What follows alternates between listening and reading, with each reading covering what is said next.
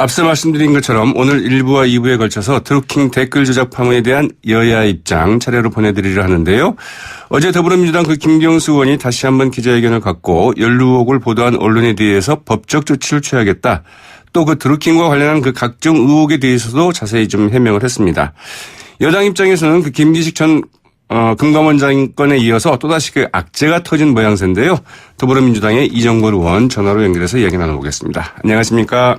예, 안녕하셨습니까? 이정걸입니다. 네, 드루킹 댓글 조작 사건 상당히 좀 파장이 크고요. 언론에 따라서 이제 이 부분에 대해서 과연 이게 도대체 어디까지가 위법적이고 불법적이냐, 어디가 이제 문제의 핵심이냐 이런 것들에 대해서 상당히 편차가 큰 것 같습니다. 네. 이정걸 의원께서는 어떻게 보고 계십니까?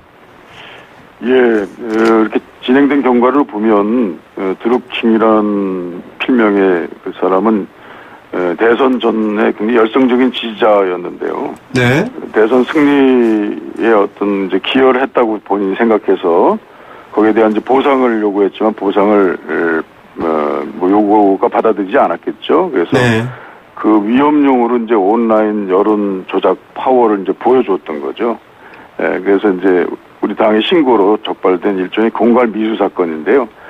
어떻든 간에 그 610개 정도의 계정을 자동 댓글 달기 매크로 프로그램에 입력해가지고 네. 그때 문정부가 추진하고 있었던 그런 평창 단일팀이라든지 이런 것에 대한 이제 비판, 그러니까 문재인 정부의 어떤 비판적 댓글을 네. 달았는데 그것을 이제 여론 조작 방식으로 했기 때문에 경찰 수사가 됐고 사실 경찰 수사는 이제 일단락이 된 사건이다 이렇게 봅니다. 네. 이 드루킹이 말씀하셨던 것처럼 그 이전에 상당한 파워 블로거였고 또 이제 그 여러 가지 이 온라인 인터넷 모임들을 이제 형성을 하고 있었지 않습니까? 예, 예. 그러면서 그 지난 대선 때도 적극적인 그 지지 활동을 편 것으로 보이는데 네, 네. 그때 그 지지 활동 이런 게 좀 문제가 되리라고 생각지는 않습니까? 예, 그때는 글쎄 그 자발적으로 이루어진 사건이고, 네. 무슨 대선팀에 어떤 합류해서 어떤 그 일부로서 활동한 건 아니었고, 각자 활동한 그런 것이었던 것 같아요. 그런데 이제 대선이라는 것이 굉장히 큰 거대한 선거 아니겠습니까? 네. 자기 스스로에 대한 이제 과대평가가 있었던 것 같고, 그 평가에 대한 이제 평가를 해달라. 그 요구를 했는데 그게 이제 안 된 거죠. 그래서 이제 분노를 했고 그 압력을 행사하기 위해서 이제 힘을 과시할 이제 필요성을 느끼게 된 거죠. 근데 그 오사카 총영사 자리 같은 거를 이렇게 요구했다고 하는 거 아닙니까? 네, 그렇죠. 그때도 뭐 어떤 공익적인 뭐 본인이 이제 어떤 경제에 관한 여러 가지 식견이 있어서 일본이 어떤 위기에 봉착할 거다. 그것을 이제 극복하기 위해서 내가 필요하다. 뭐 이런 정도의 뭐 자기 능력에 대한 과신 뭐 이런 것들도 상당히 있었던 것 같고요. 네. 아무튼 이게 우리 당이 빨리 신고하지 않았으면 뭐 계속 뭐 농공행산 같은 걸 요구하면서 더 문제가 커지지 않았을까. 그런데 빨리 신속하게 신고돼서 이제 어느 정도 수사가 됐기 때문에 저는 이런 정도로 끝나지 않았나 이런 생각을 합니다. 네. 어제 이제 김경수 의원이 다시 한번 이제 기자회견을 갖지 않았습니까? 이제 그 자리에서 이 드루킹에게 그 일본 오사카 총영사를 추천을 받았고 이제 실제 청와대에 이를 이제 소개까지 했다, 전달까지 했다, 이제 이렇게 얘기를 했습니다. 물론 이제 그 청와대에서 그 받아들이지는 않았습니다만, 예. 야권에서는 바로 이제 오죽하면 이렇게 그 청와대 인사까지 소개를 했겠느냐. 이제 이렇게 문제를 제기하고 있거든요. 뭐 김경수 의원이 이렇게 열려 있는 태도를 많이 가지고 있죠. 제가 볼 때도 참 그런 점에 아주 장점이 있는 의원이다 이렇게 생각하는데요. 그 어떻든 간에 자기 과대평가를 했다 하더라도 그런 요청을 했다면 뭐 한번 그 건의한 것은 저는 뭐 잘했다고 생각합니다. 그러나 그 사실로 인해서 바로 이 드루킹 이분이 무슨 큰 역할을 해서 아주 중요한 인물이다 그렇게 판단했던 것 같지는 않고요. 네. 어떻든 간에 우호적으로 이런 이제 그 자기 스스로보다는 좀 더 많은 그룹을 가지고 있다라고 스스로 얘기하면서 역할을 한 사람들에 대해서 또 우호적으로 생각하고 또 그런 판단을 했던 것, 그것이 뭐 야당 정치인들이 얘기하는 것처럼 무슨 음해의 어떤 근거가 될 것 같지는 않습니다. 네, 그렇습니까? 자, 앞서 이제 그 드루킹이라고 하는 그 김모 씨, 이 구속되기 전까지 페이스북에 2017년 대선 당시 그 댓글 부대의 그 진짜 배우를 폭로하면 충격을 받을 것이다. 이제 이런 글까지 남겼다고 그러거든요. 그래서 이제 앞서 이제 계속 얘기를 하셨습니다만, 대선 때 자기 자신의 역할을 너무 좀 과대 포장한 것 아니냐. 그런 좀 자기망상적인 측면이 있는 것 아니냐 이렇게 얘기를 하셨습니다만. 그러나 그 지난 대선 때 상당한 어떤 역할을 했고, 제가 좀 그 궁금한 것은 이런 겁니다.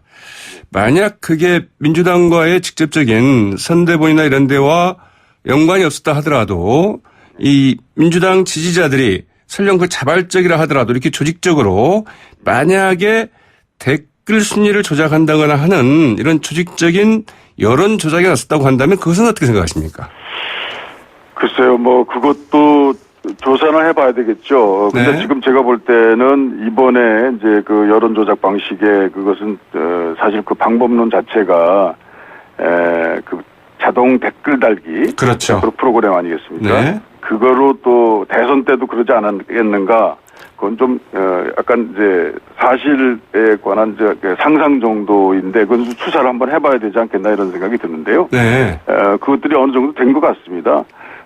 어떻든 간에 그 본인이 어떤 과대한 그 평가에 대한 분노 또 그거 지켜지지 않아서 분노 또 그다음에 그것을 또 이제 일반 국민들한테 또 우리 민주당에게 또 그는 자기 그 회원들에게 상당한 힘이 있었다라는 걸 이제 한번 보여주고 싶었다라는 뭐 이런 이런 것들이 사실 선거 때 그런 의혹들이 과대하게 이제 활동됐을 때는 좀 그것이 뭐 그런 분들이 사실 그런 지지자들이 한두 분이 아니었거든요. 여러 분이 있었는데 그것들이 이제 많이 모여져서 그런 것들이 하나의 흐름이 된다면 그것은 선거운동엔 여러 가지 방해가 되는 측면도 많았고 또 국민들을 오해하게 하는 측면도 있었을 것이다 이렇게 생각합니다. 어떻든 이건 뭐 여야를 떠나서 이런 그 여론 조작 행태들에 대해서는 좀 경계를 하고 당연히 좀 조심을 해야 될 것 같고요. 자, 이제 사실 이제 이 문제가 이 민주당의 그 고발 조치를 통해서 그 경찰 수사가 이루어지면서 밝혀진 것 아니겠습니까? 네, 그렇습니다. 네, 그 야당에서는 지금 이렇게 나왔다고 한다면 이거는 그 경찰 수사나 검찰 수사에만 맡겨서는 그 결과를 어떻게 신뢰할 수 있겠느냐 이제 이렇게 문제를 제기를 하고 있습니다. 그러면서 그 특검 주장을 하고 있는데 뭐 이 문제에 대해서 그 여당 입장에서도 그러면 좋다. 이거 좀 뭐 특검을 통해서라도 확실하게 좀 밝혀보자. 그리고 가능하다면 이 같은 그 여론조작 사태가 좀 더 있었는지 좀 알아보자. 이렇게 대응할 수는 없을까요? 아무튼 특검이라는 것이 이제 그런 집중적 힘을 발휘할 장점도 있는데요. 현재 그 수사팀의 동력이 좀 떨어질 확률이 있지 않습니까? 그리고 또 특검이라는 거는 그 수사가 지금 현재 있는 경찰, 검찰의 그 수사가 미온적이거나 제대로 되지 않았거나 또는 수사가 어느 정도 완결됐을 때 하는 것인데요. 지금 현재 그 검찰과 경찰의 그 수사 의지나 그 성과를 보면서 제기하는 것이 맞겠다. 근데 지금 현재 그 국정 조사라든지 특검이라든지 주장은 좀 정치 공세적 측면이 너무 많고 언론에 이렇게 부풀리려고 하는 측면이 너무 많다. 말씀드린 것처럼 아까 무슨 내가 힘을 발휘해 보려고 하는 그런 내용들 이런 내용들이 보면 이미 수사가 진행 중에 그런 얘기들이 나왔고 그래서 이제 수사 때 수사망이 좁혀지고 있었거든요. 그때 이제 그런 얘기가 나온 것을 보면 우리 당이나 자기 그룹 성원들에게 협박하고 또는 자기 과시 목적으로 하는 멘트라는 성격이 좀 강하게 보이거든요. 이런 내용들이 일단 좀 수사팀들이 상당한 의지를 가지고 조사를 하고 있고 또 어느 정도 완결 단계에 있으니까 네. 그것을 보고 난 다음에 특검이나 이런 것들을 하는 것이 좋겠다. 일단 그 경찰과 검찰 수사를 좀 지켜보고 만약 예. 거기에 좀 미진하다거나 좀 분명히 문제가 있다 이러면은 다시 논의를 해볼 수도 있겠다 이렇게 뭐 생각을 해도 좋을까요? 예, 그렇습니다. 네. 알겠습니다. 이 김경수 의원 이제 경남도지사 원래 출마를 이제 오늘 선언을 하려 했던 거잖아요. 좀 하루 이틀 좀 늦춘다고 그랬는데 예. 어떻게 계속 그 출마를 강행을 하실까요? 공연히 김경수 의원이 이 정도 해명한 것으로 상당한 분명한 점들을 국민들에게 보여줬다라고 생각하고요. 네. 늦출 필요가 없다.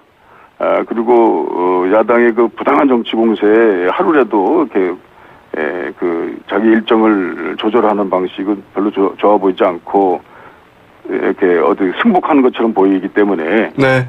늦추지 말고 자기 길을 뚜벅뚜벅 걸어가는 것이 좋겠다. 그렇게 생각합니다. 네. 야당에서는 당장 불출마해야 된다 이렇게 이제 얘기를 하고 있습니다만.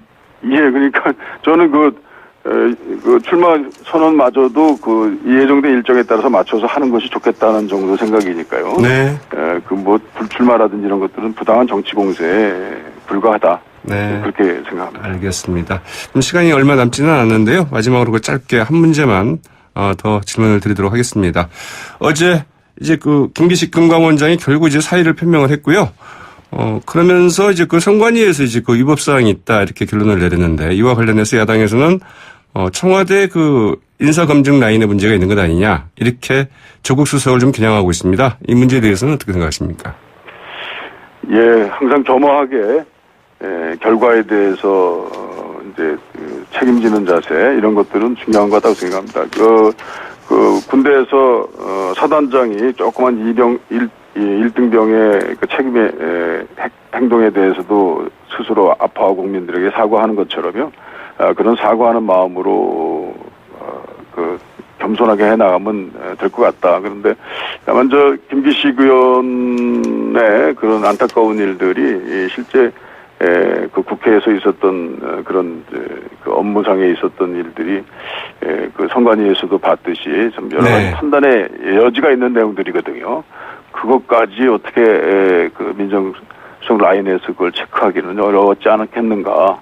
굉장히 국회 어떤 업무 방식으로 해외 출장 가고 이러는 것들이 이렇게 좀 그렇게 명확하게 이게 위법이냐 또는 부당한 것이냐 또는 정당한 것이냐 이런 것들이 이렇게 정확히 돼 있지 않거든요. 이게 좀 정치적 측면도 있는 것이고. 네.